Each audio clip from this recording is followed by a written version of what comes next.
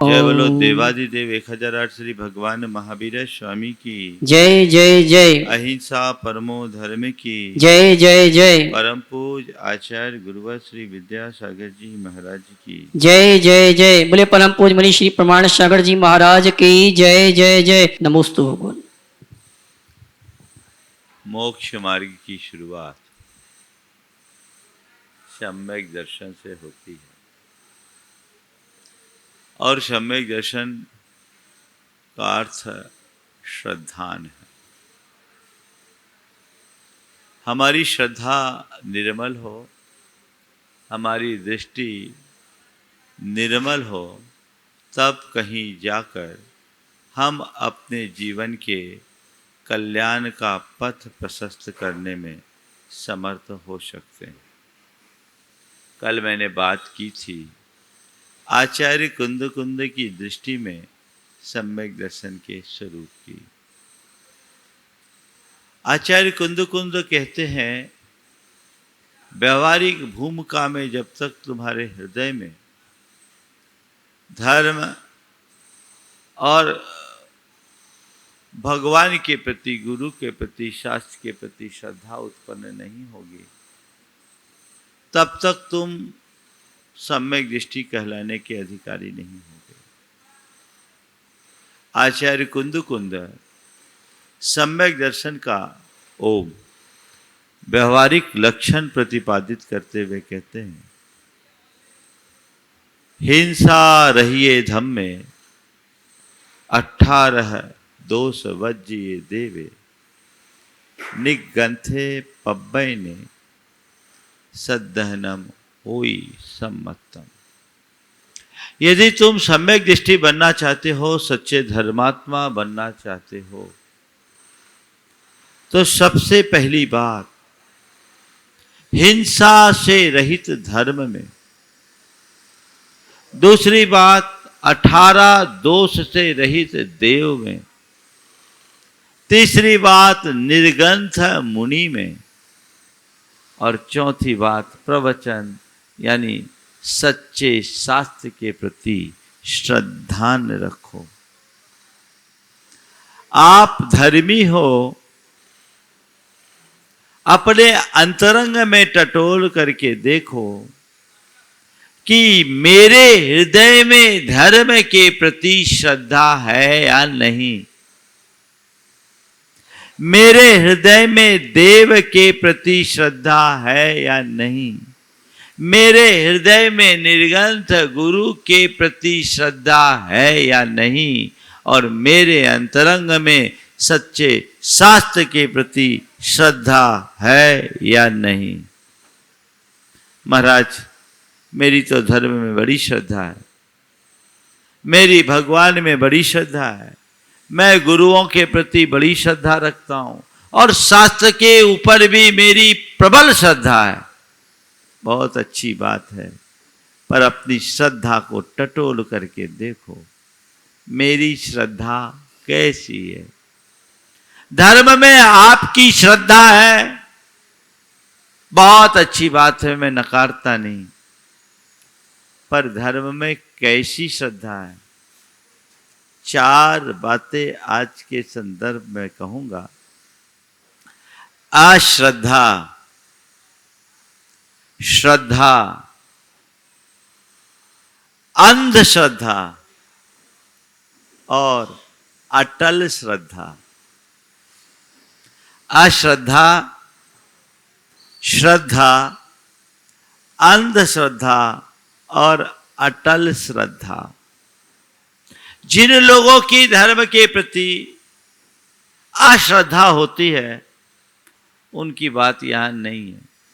वे लोग स्पष्टतया हम सबको एक नास्तिक व्यक्ति की तरह दिखते हैं और ऐसे व्यक्ति के लिए किसी प्रकार के उपदेश का भी कोई प्रयोजन शेष नहीं रहता। उनकी अश्रद्धा है, उनका मार्ग अलग है, उनकी दिशा अलग है, उनकी दृष्टि अलग है, वे अपने तरीके से जीते हैं, जिए, हमें उससे कोई परहेज नहीं है।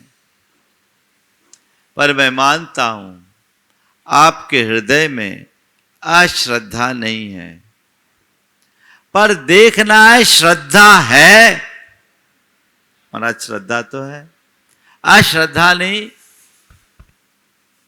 तो श्रद्धा होगी। श्रद्धा है मान लिया, पर कैसी श्रद्धा?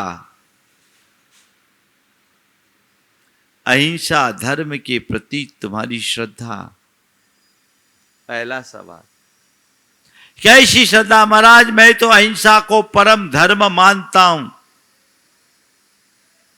मैं धर्म को अपने जीवन में सर्वोच्च स्थान देता हूं। मान लिया, पर मैं आपसे पूछता हूं, एक तरफ तुम्हारी अहिंसा है और वहीं दूसरी तरफ तुम्हारा जीवन हो, तुम किसको प्रमुखता दोगे? अहिंसा को या जीवन को? हाँ, अहिंसा को या जीवन को? हाँ, अरे भैया चलो अब देखते हैं, कोई उपाय नहीं, हम प्रायश्चित कर लेंगे। है अहिंसा की श्रद्धा की बात करते हैं हम, पर श्रद्धा भी पलटते रहती है, अवसरानुकूल हो जाती है। कहां है तुम्हारी श्रद्धा?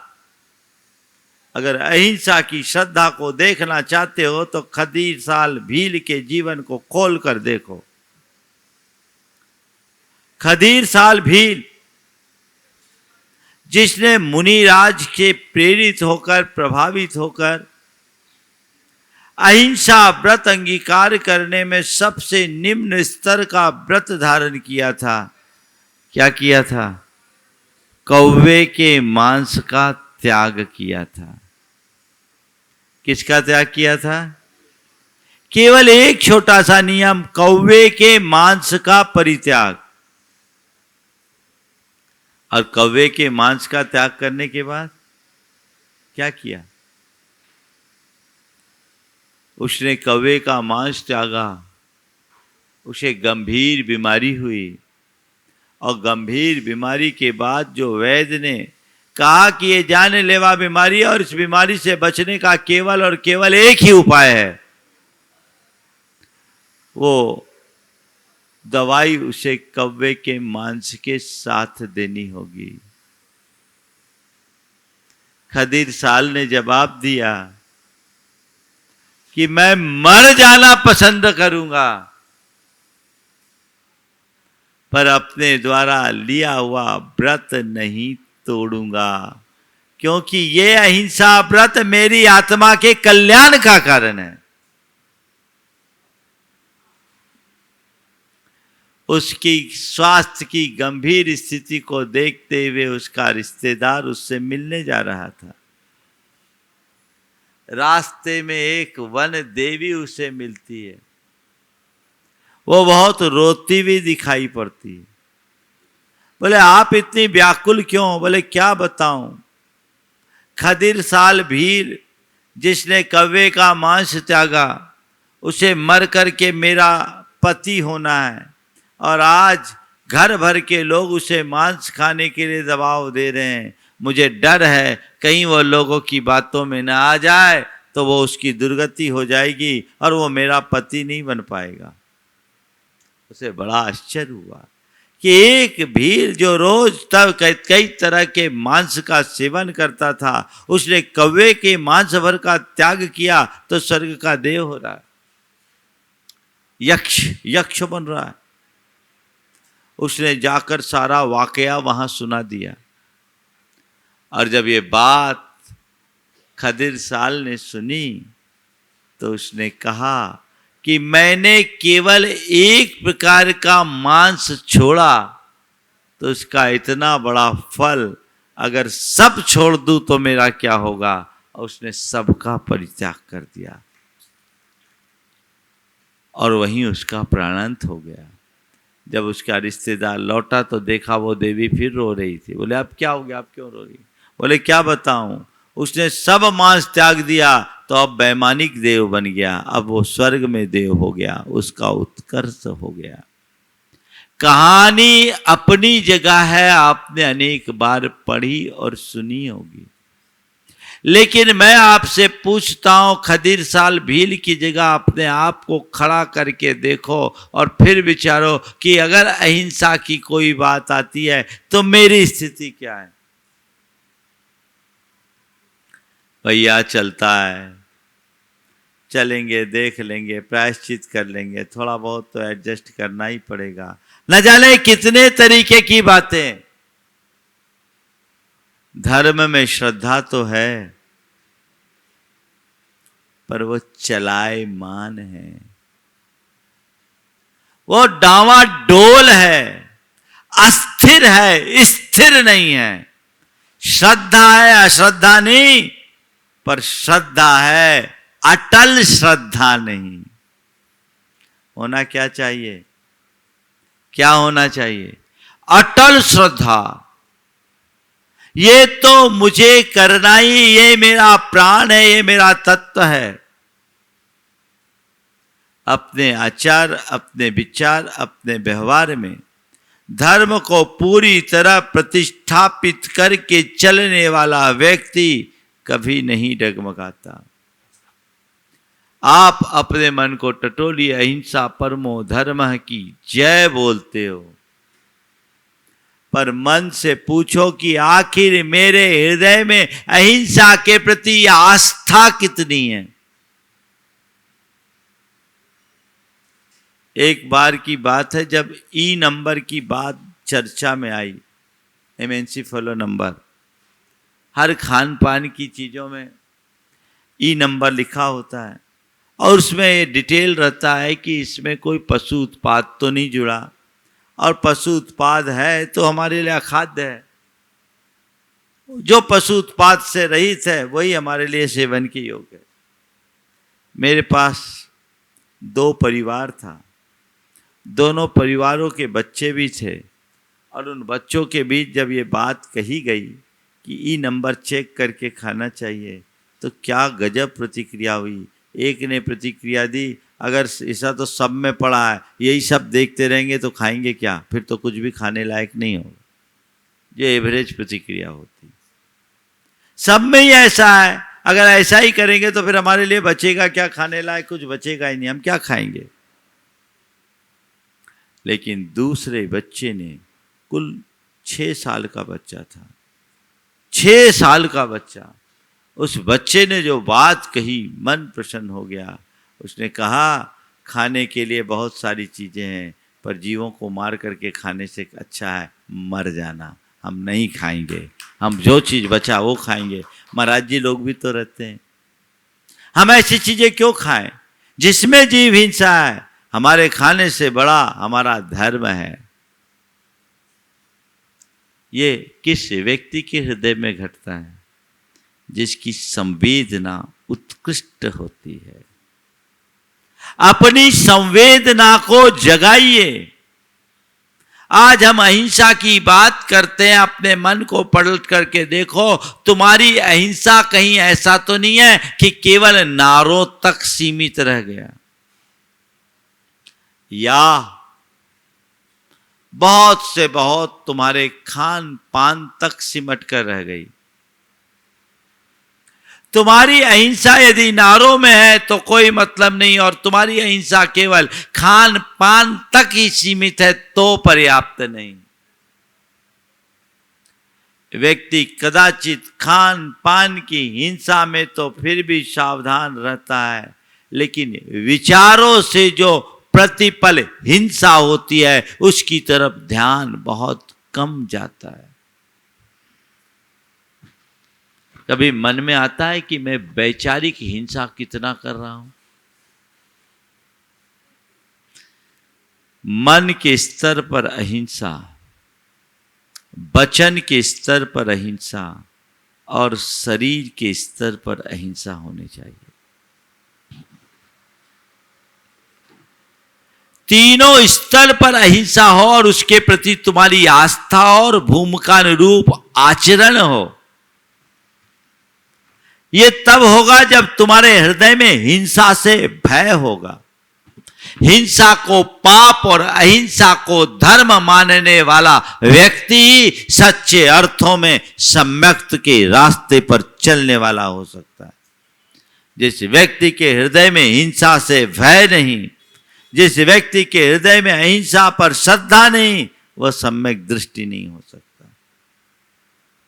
मन के स्तर पर, वचनों के स्तर पर, शरीर के स्तर पर, तीनों स्तर पर हमें अहिंसा को आत्मसात करने का मनोभाव जगाना चाहिए।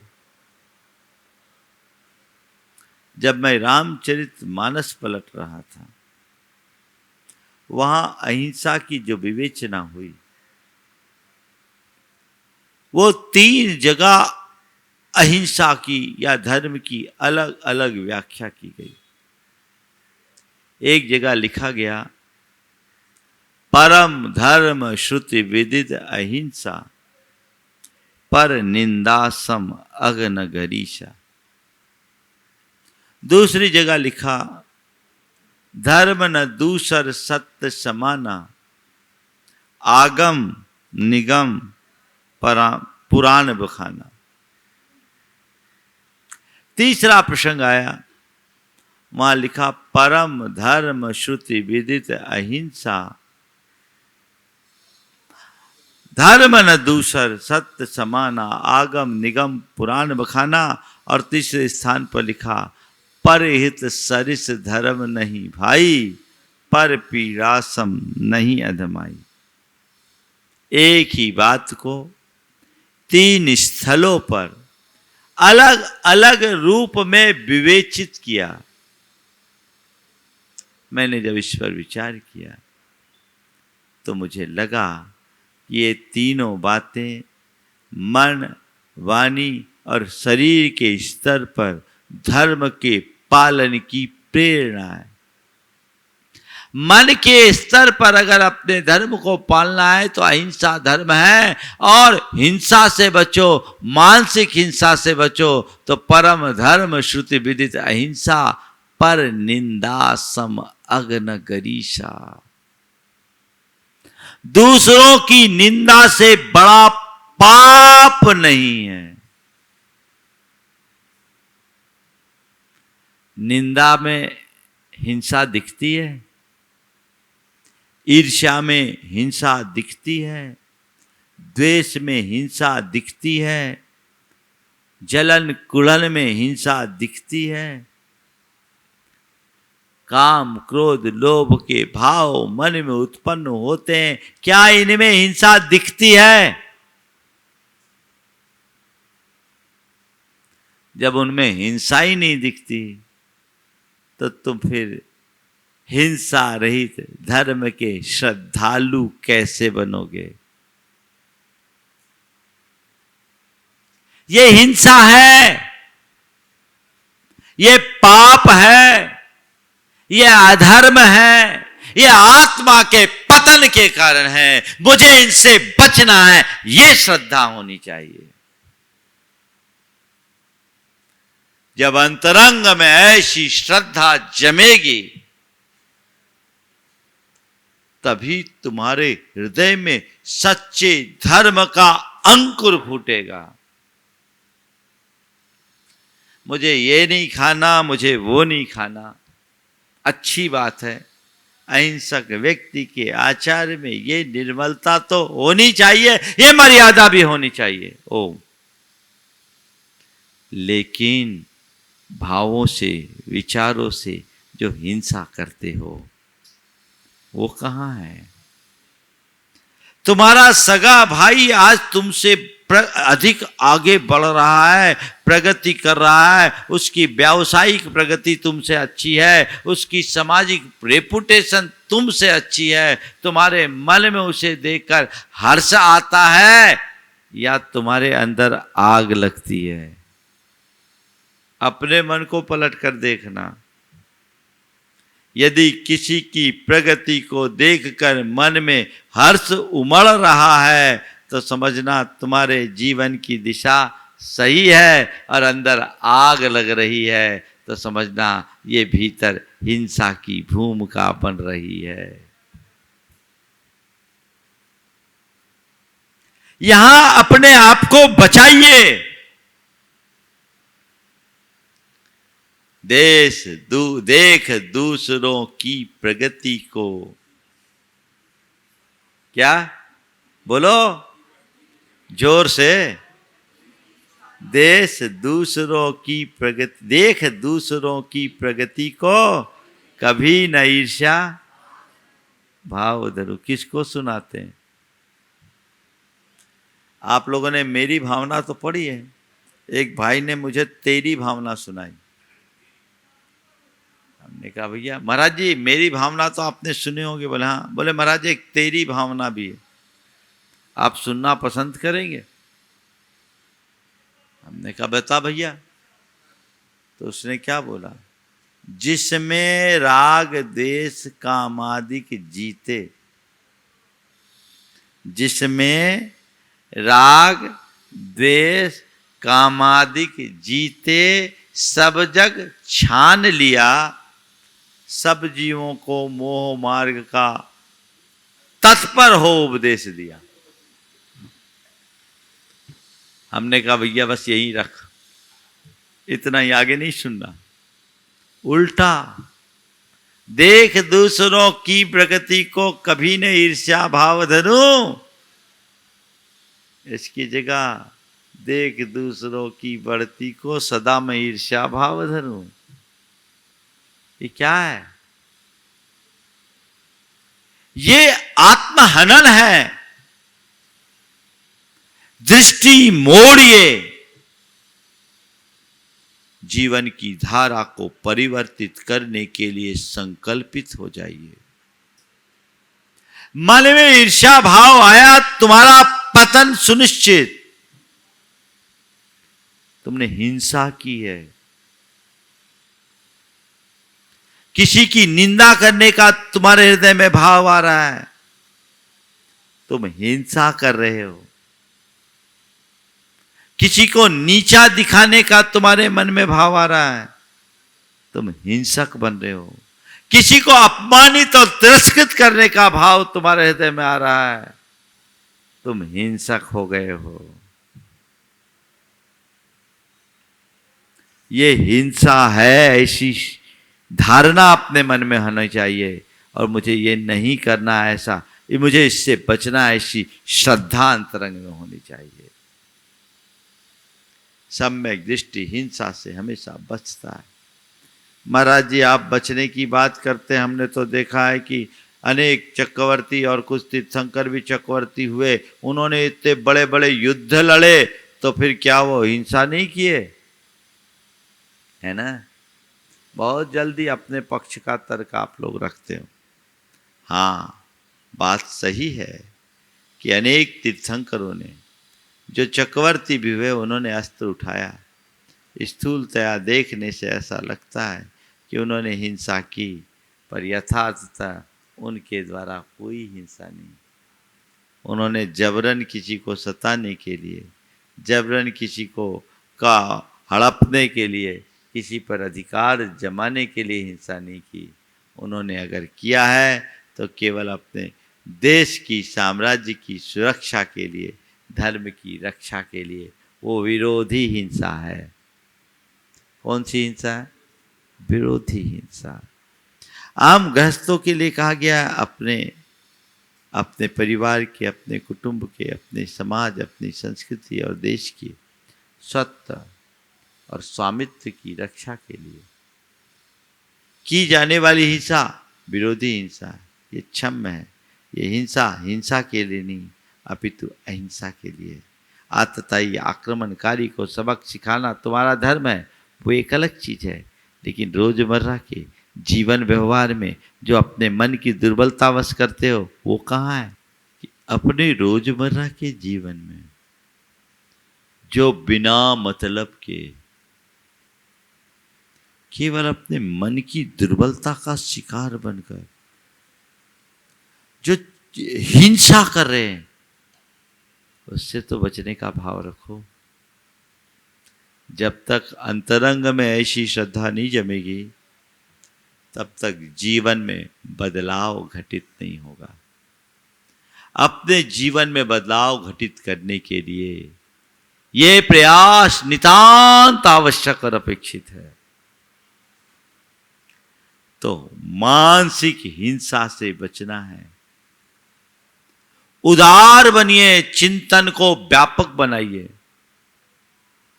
छोटे स्तर पर सोचना बंद कीजिए, बृहद स्तर पर विचार करना शुरू कीजिए।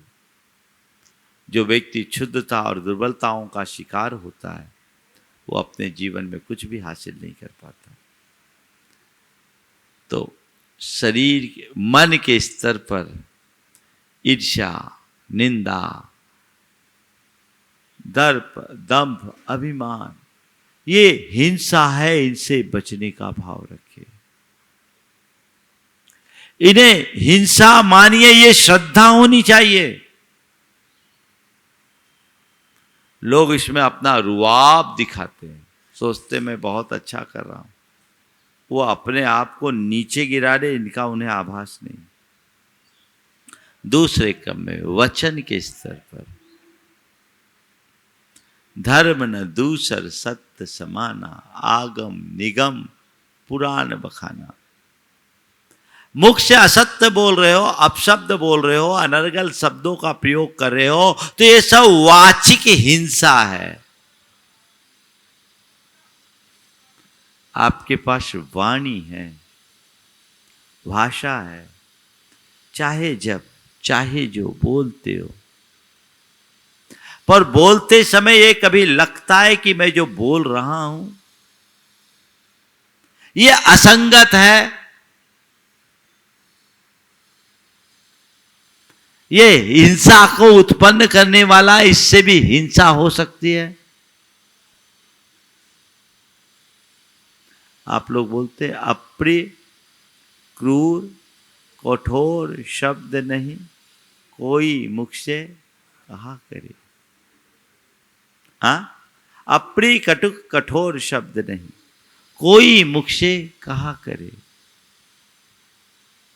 आप ये तो चाहते हो कि सब मुझसे प्रिय संभाषण करे, हर कोई मुझसे मीठा बोले, पर अपने मुख में मिठास घोलने का कभी भाव रखते हो?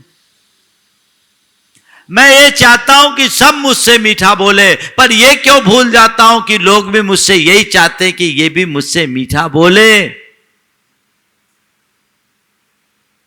वचनों में मिठास घोलिए, ये प्रण लीजिए, मैं वाचिक संयम अपनाऊंगा। धर्म का यही व्यवहारिक रूप है, अहिंसा।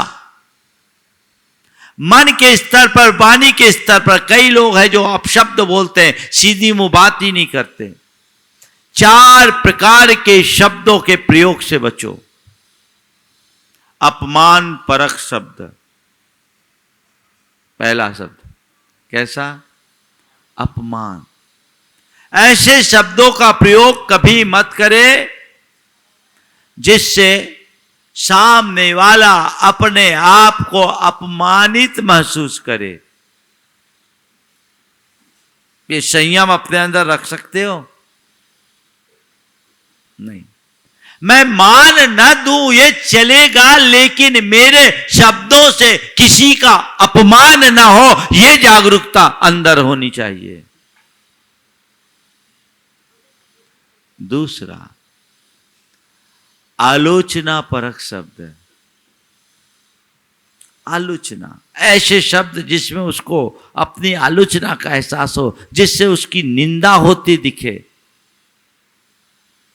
आपसे कोई अपमानजनक शब्दों का प्रयोग करेगा, आपको अच्छा लगेगा? हाँ?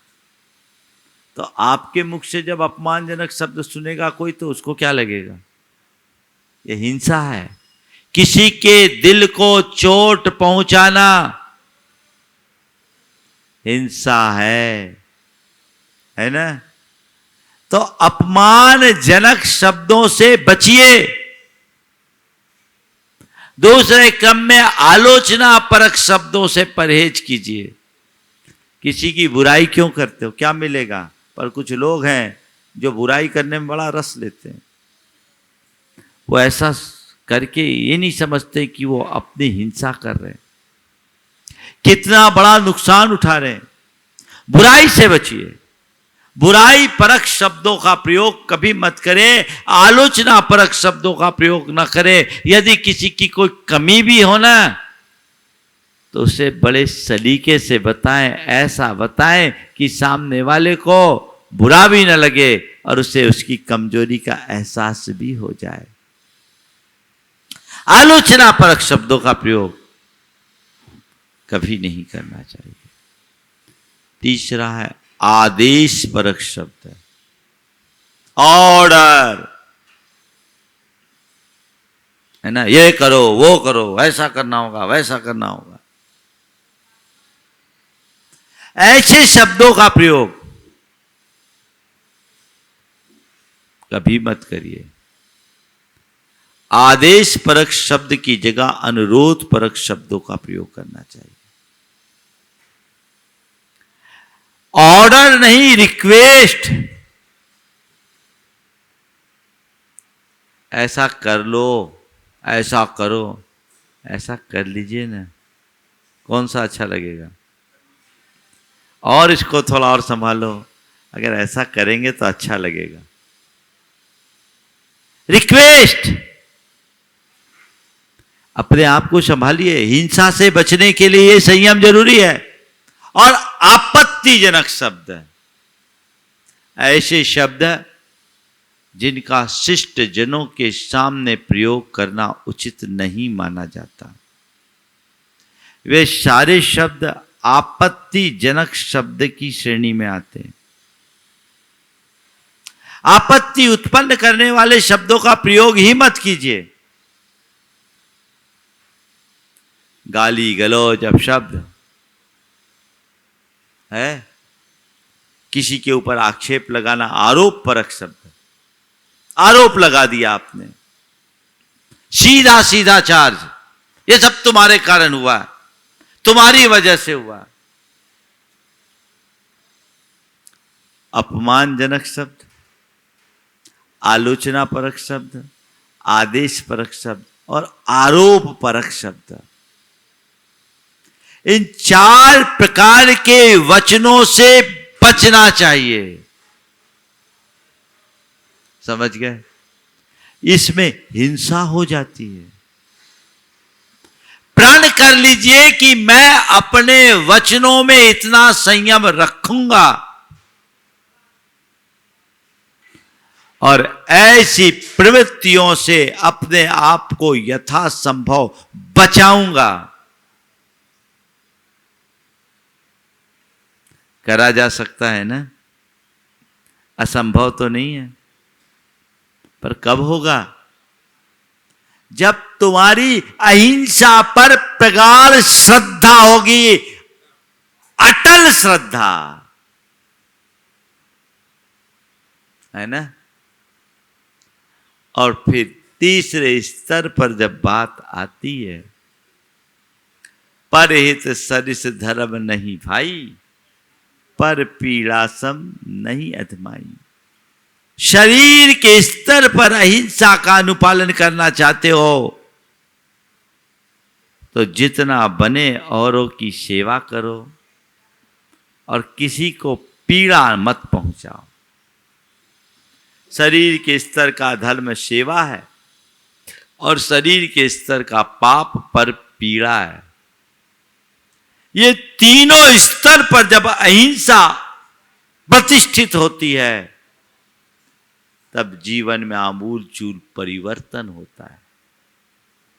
धर्म पर श्रद्धा, मेरा धर्म श्रेष्ठ है, मेरा इस धर्म से कल्याण होगा, इससे मेरा उद्धार होगा, धर्म करूंगा तो सदगति को पाऊंगा, ये बड़ी स्थूल श्रद्धा है। धर्म में श्रद्धा का मतलब इसी में मेरा कल्याण है, इसी में मेरा हित है और इसलिए मुझे अपने जीवन को धर्ममय बनाना, ये श्रद्धा। मेरे जीवन में दुख ना हो, संकट ना हो, दारिद्र्य ना हो, दुर्गति ना हो, इस भाव से धर्म को महान मानना और स्वीकार लेना, धर्म के प्रति श्रद्धा करना तो सब में मिल जाएगा, पर ऐसी श्रद्धा कि मुझे अपना जीवन धर्ममय बनाना है, सम्यक दर्शन का कारण बनेगा। बोलो, मन राजी है धर्ममय बनने को?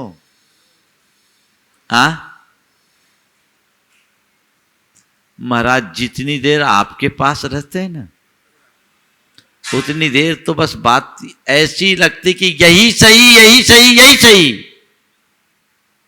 बाहर जाते हैं तो सब डगमगा जाता है, मामला गड़बड़ा जाता है, और नतीजा व्यक्ति जहां के तहां अटक जाता है। भव सागर से पार उतरना चाहते हो तो धर्म के जहाज में सवार हो जाओ। जो सम्यक दर्शन, सम्यक ज्ञान और सम्यक चारित्र रूप है, उसका पहला अंग है सम्यक दर्शन। और उस सम्यक दर्शन के व्यवहारिक स्वरूप की चर्चा करते हुए आचार्य कुंद कुंद कहते हैं, हिंसा रहिए धम्मे, हिंसा से रहित धर्म में, अर्थात अहिंसा धर्म में श्रद्धान करो। मेरा जीवन अहिंसा धर्ममय बने, धर्म मेरे जीवन का अंतरंग तत्व बन जाए, धर्म मेरे जीवन का प्राण तत्व बन जाए। सब जाए तो जाए, पर मेरा धर्म कभी ना जाए, ये श्रद्धा अपने अंदर हो। अपने धर्म की क्रियाओं के, धर्म के प्रति तो फिर भी लोग लगाव रख लेते हैं, लेकिन अपने भाव और विचारों में जो धर्म चाहिए उसकी तरफ ध्यान कम जाता है। एक बार चला गया ना, जीवन भीतर से बदलने लगेगा। एक सज्जन, देखो कैसे विचारों से धर्म कैसे आता है। पुलिस विभाग के एक उच्चाधिकारी, उस व्यक्ति ने आकर के मुझसे कहा, महाराज मैंने रत्नगंज सावकाचार्य का स्वाध्याय किया, तब से मुझे बहुत डर लगने लगा, हम बहुत पाप करते हैं। महाराज मैंने रात्रि भोजन भी त्याग दिया और मैंने रिश्वत भी त्याग दिया। रात्रि भोजन भी त्यागा और रिश्वत भी त्यागा। हमने कहा बहुत खुशी की बात है, पर पुलिस जैसे विभाग में रहकर आपने ये दोनों संकल्प लिए, आपका नियम पल जाएगा। महाराज जिस चीज़ में पाप है हमें बात समझ में आ गई, तो उसकी तरफ तो अब विचार भी नहीं आता, सोचना भी पाप लगता है। महाराज क्या सोचना, मैंने छोड़ दिया तो छोड़ दिया, मैं अपने हाथ काले नहीं करना चाहता। समझ अंदर आ गई, ये सच्ची श्रद्धा। अपने मन से पूछो धर्म में कितनी श्रद्धा। ये तो कह दोगे कि धर्म के बिना कल्याण नहीं है, लेकिन भैया कल्याण करने के लिए मुझे धर्म को अपनाना, ये श्रद्धा तो जगाओ, तब तुम्हारे जीवन में कुछ अच्छा होगा। ये क्रम चलता रहेगा। अभी इसी एक गाथा पर कई दिनों बात होगी। श्रद्धा अश्रद्धा, अंधश्रद्धा और अटल श्रद्धा की बात करते हुए मैं आपके हृदय की श्रद्धा को जगाकर उसे अटल श्रद्धा बनाना चाहूँगा। मैं आपको अश्रद्धा और अंधश्रद्धा से बाहर निकलता हुआ देखना चाहूँगा। क्रम से ये विवेचना चलेगी। आज अहिंसा को इस दृष्टि से देखते हुए अपने जीवन में आत्मसात करने का मनोभाव जगाएं। समय आप सबका हो गया, यहीं पर विराम। बोलिए परम पूज आचार्य गुरुवर श्री विद्यासागर जी महाराज।